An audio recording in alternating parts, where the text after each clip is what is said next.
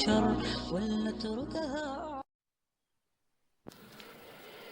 بعضی جوانان در شبکه‌های اجتماعی به مثل ادناکلاسنیک، فیسبوک و غیره به پهن کردن ویدیو و صورت‌های حرام مشغول هستند. بعضی جوان دختران در صحیفه خود صورت‌های زنان لوچ و نیم برهنه را می‌گذارند و جوان پسران را به فساد می‌کشند. و بعضی آنها صورت‌های زنان زیبای با حجاب را گذاشته خود را فرشته جلوه می‌دهند، ولی سخنانی که در آنجا می‌نویسند، صورت‌ها و ویدیوهایی که پهن می‌کنند هیچ ناگفتنی است. بعضی‌ها خود را انسان صالح و دارای عقیده صحیح جلوه می‌دهند، ولی همین که کسی خلاف نظریه و فکر آنها چیزی گوید، مشرک و نجس، گمراه و شیطان گویی را شروع می‌کند.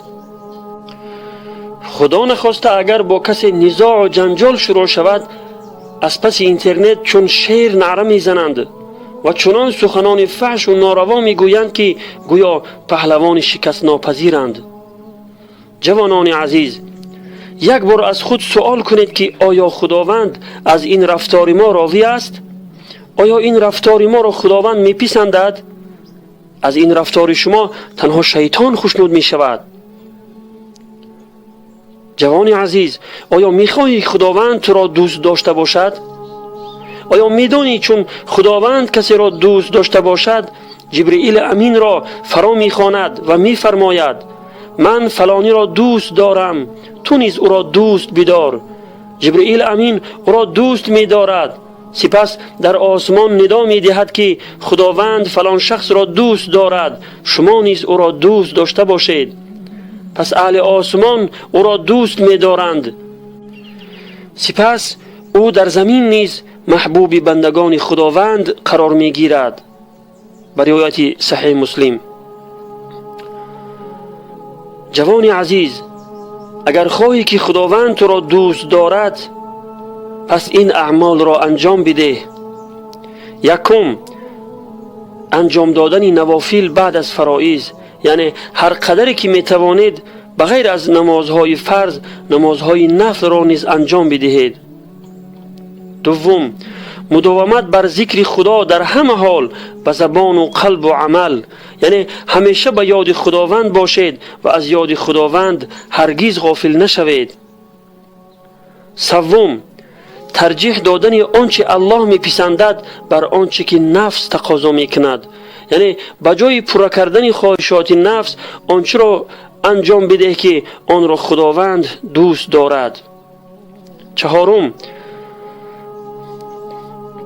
تدبر قلبی در اسما و صفات خداوند و شناخت آنها، یعنی نامهای زیبای خداوند را بشناس و در معنیهایشان فکر و اندیشه کن که چگونه خداوند تمام بندگان را رزق می دهد، چگونه از اعمال بندگان آگاهی دارد و چگونه خداوند قادر مطلق است که به همه کار قدرتش می رسد و همچنین به دیگر نامها و صفتهای پروردگار فکر و اندیشه کن. پنجم، مشاهده نعمتها و نیکی و احسان و الطاف خداوند، یعنی به نعمتهای الله یگانه بنگر و نیکیهای او را بشناس و همه را از جانب او بدان.